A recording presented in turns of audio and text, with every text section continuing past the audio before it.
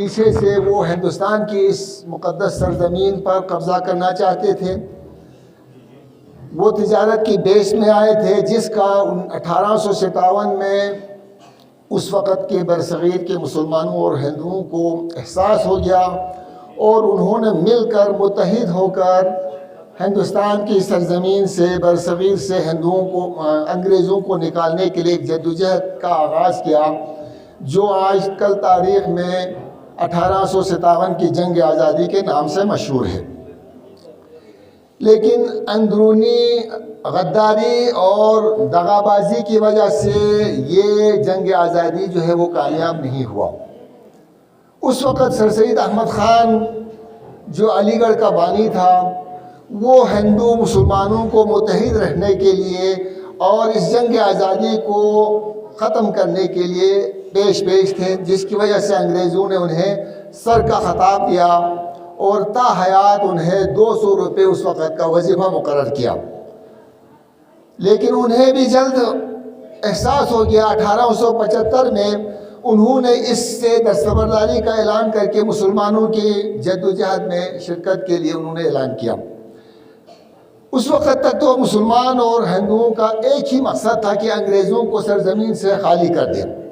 لیکن جب 1886 میں لارڈ ہیوم کی قیادت میں ایک سیاسی تنظیم وجود میں آئی جس کو کانگریس کہتے ہیں، اس میں ایک ہندو اور 2 انگریز، 3 بندوں نے مل کر لارڈ ہیوم کی قیادت میں کانگریس کی بنیاد رکھی، جس کا اصل مقصد جو ہے وہ انگریزوں کے مفادات کے تحفظ کرنا، ساتھ ساتھ چونکہ برصغیر میں ہندوؤں کی تعداد جو ہے وہ افراد جو ہے وہ زیادہ تھا، تاکہ ایک قوم کو اپنے ساتھ رکھے گا تو کسی قسم کے فساد میں، کسی قسم کی ناچاکی میں ہندو ان کے ساتھ دیں گے اور مسلمان پیچھے ہٹ جائے گا، مسلمانوں کو کچلا جائے گا۔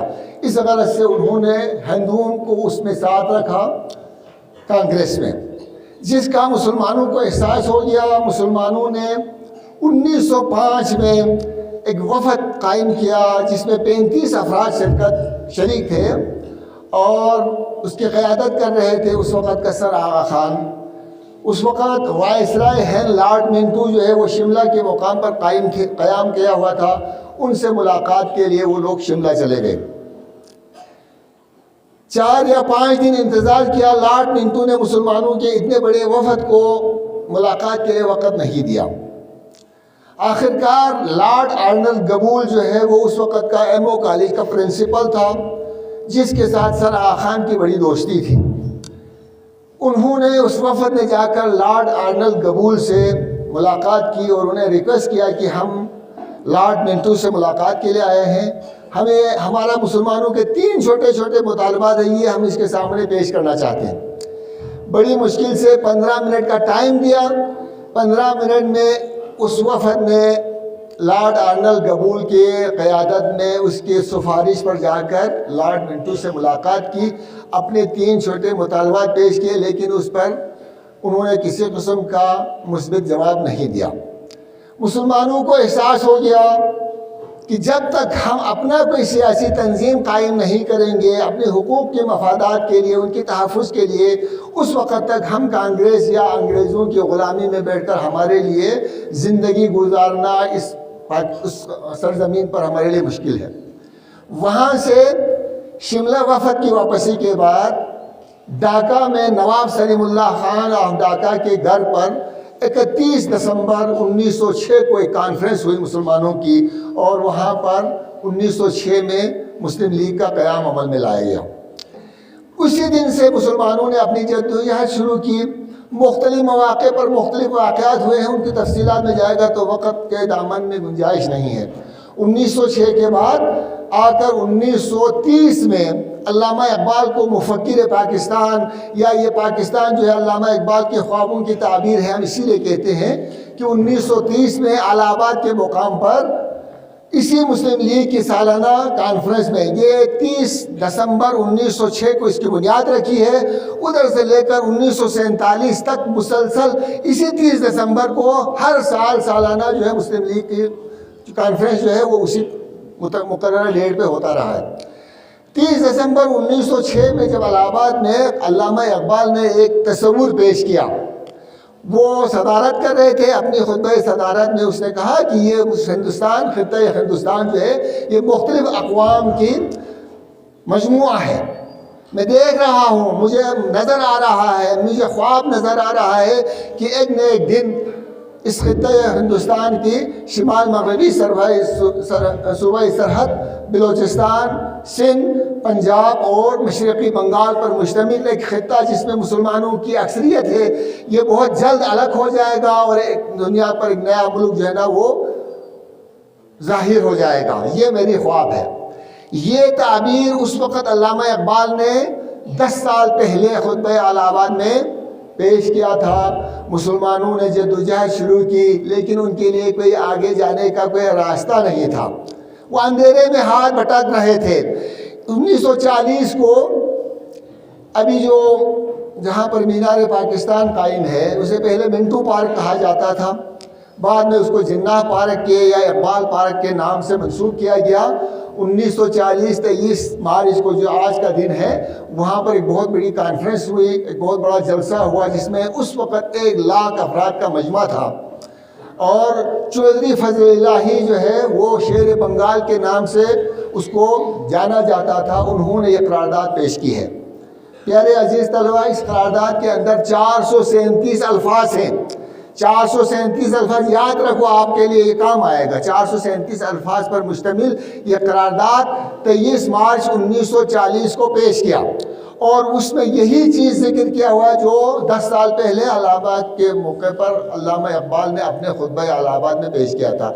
वही नक्शा उसके अंदर दिया हुआ है और कायद-ए-आज़म जैसी शख्सियत की क़यादत में मुख्तसर अरसे में 1940 से लेकर 1947 का जो दौरानिया है, ठीक है, ये 7 साल के मुख्तसर अरसे में जब क़यादत मजबूत थी, उसके साथ जो है ना हम आहंगी थी, काम करने वाले लोग जज्बाती थे। पहला जो है ना उसके ऊपर बरसगीर के हिंदुस्तान के पार्लियामेंट पर जो झंडा लहराने वाला वो एक खातून जो है ना आपकी तरह एक स्टूडेंट थी, जिसने ऊपर चढ़कर जो है ना हिंदुस्तान का तिरंगा झंडा उतार कर पाकिस्तान का झंडा वहाँ लहराया था। इतने जज्बात से काम किया और मुख्तसर अरसे में ये मुल्क अजीज़ हमारे हवाले किया। इस आज़ादी की नेमत जो है ना, हम फ़लस्तीन वालों से पूछो, मेरे अजीज़ों कश्मीरियों से पूछो, उसी वक़्त से गद्दार लोगों ने गुरदासपुर का रास्ता छोड़ दिया। अगर तारीख़ी वाक़यात को देखते हैं तो एक कमेटी बनी थी, हमारी सरहदी बाउंड्री को बनाने के लिए कमेटी बनी थी, ठीक है नहीं। उस कमेटी ने उस वक़्त का जो वायसराय था उसने ख्वाहिश जाहिर की कायद-ए-आज़म से कि मैं जो है ना इस नया ममलकत का गवर्नर जनरल बनना चाहता हूँ, आप जो है हमारे साथ ताउन करें, मुल्क जो है मुस्तहकम होने तक मैं ख़ुद बहैसियत गवर्नर जनरल इस मुल्क का काम निज़ाम संभालूँगा। लेकिन कायद-ए-आज़म ने इनकार किया। तुम्हारी ग़ुलामी से, अंग्रेज़ों की ग़ुलामी से आज़ादी हासिल करने के लिए सारी जद्दोजहद की है। जब आज पाकिस्तान आज़ाद हो गया तो फिर तुझे गवर्नर जनरल बनकर तुम्हें हम अपने मुसल्लत रखें, ये कभी नहीं हो सकता है। जिसकी वजह से जो कमेटी के अंदर जो हिंदू एक रुकन था और 2 अंग्रेज़ शामिल थे, एक मुसलमान जज को उसमें शामिल रखा हुआ था। वो 4 कमेटी में से 3 ने एक तरफा फैसला दे दिया तो उस मुसलमान जज की बात की कोई हैसियत नहीं रही और गुरदासपुर का रास्ता जो है ना वो गुरदासपुर को हिंदुस्तान में शामिल कर दिया, जिसकी वजह से कश्मीर में हिंदुस्तान की फ़ौज को, हिंदुस्तान को उसमें दाखिले के लिए रास्ता मिल गया। और आज तक ये हमारे लिए एक न ख़त्म होने वाला एक मुसीबत जो है ना वो पाकिस्तान के सर पे हमेशा लटक रहा है। इस आज़ादी की कीमत, इस आज़ादी की आप उन लोगों से पूछिए जो फ़लस्तीन में, जो कश्मीर में सैकड़ों साल से आज़ादी के लिए तड़प रहा है। हमें अल्लाह ताला का शुक्र अदा करना चाहिए। आप और मैं आज एक आज़ाद फ़िज़ा में सांस ले रहा है। हम आज़ाद हैं, हर तरह से आज़ाद हैं। आप जिधर जाएँ, मुल्क अजीज़ के जिस कोने में जाएँ, आपको किसी चीज़ की पाबंदी नहीं है। आज हिंदुस्तान में निकाब लगाने पर, हिजाब ओढ़ने पर कितनी जुल्म तशद्दुद हो रहा है। ख़वातीन को जो है ना इम्तिहानात से निकाल रहे हैं, इम्तिहान देने की इजाज़त नहीं है, कॉलेजों से निकाल रहे हैं, स्कूलों से निकाल रहे हैं। لیکن ہمارے یہاں پر آپ جس پوزیشن میں رہیں اللہ کا شکر ہے، یہ انہی اکابرین کی، انہی اسلاف کی، انہی لوگوں کی، انہی نمائندوں کے، ان بڑے بڑے لوگوں کی قیادت کا نتیجہ ہے جن کی کوششوں سے آج ہم ایک آزاد فضا میں سانس لے رہے ہیں۔ ہمیں ان کی قدر کرنی چاہیے، اور اس نظریاتی ملک کا، یہ پاکستان واحد دنیا میں واحد ملک ہے جو ایک نظریے کے اوپر، وہ نظریہ کیا تھا کہ یہ ہندوستان جو ہے نا مختلف مذاہب کے، مختلف قوموں کا مجموعہ ہے، جہاں پر ہر لوگ رہتے ہیں، اور مسلمان ان میں سے ایک قوم ہے جن کا رہن سہن، تمدن، تہذیب، اٹھنا بیٹھنا، ثقافت، شادی بیاہ، مذہب، گو کہ ہر چیز ہندوؤں سے الگ ہے۔ لہٰذا ہمیں آزاد مملکت چاہیے، یہ وہ نظریہ تھا۔ اسی نظریے کے بنیاد پر یہ ملک الگ ہو گیا ہے، لہٰذا ہمیں اس نظریے کی تحفظ کرنی ہے، اس کو بقا دوام دینا ہے۔ کام کرنے والوں نے کام کیا، اقبال نے کام کیا، قائد اعظم نے کام کیا، سر سید احمد خان نے کام کیا، علی برادران نے محنت کی، ملک کو آزاد کیا، ہندوؤں سے، انگریزوں سے آزادی دے کر ہمارے حوالے کیا۔ اب اس کی تحفظ کرنا، اس نظریے کو تحفظ دینا، اس پہ ثابت قدم رکھنا، اپنی کیپیسٹی کے اندر، اپنی بساط کے اندر جو بھی ہماری ذمہ داریاں ہیں، بحیثیت ایک طالب علم آپ محنت کریں، آپ بھی اقبال بن جائیں، آپ بھی قائد اعظم کی طرح کام کریں۔ یقیناً اس ملک کو روشن کرنے کے لیے، اس کا نام روشن کرنے کے لیے آپ لوگوں کے اندر صلاحیت ہے۔ تو میں ایک دفعہ پھر آپ سب کا شکریہ ادا کرتا ہوں، اور دعا کرتا ہوں کہ ہمیں یہ دن ہر سال اسی طرح عقیدت کے ساتھ، جذبے کے ساتھ، جوش کے ساتھ منانے کی توفیق عطا فرمائے۔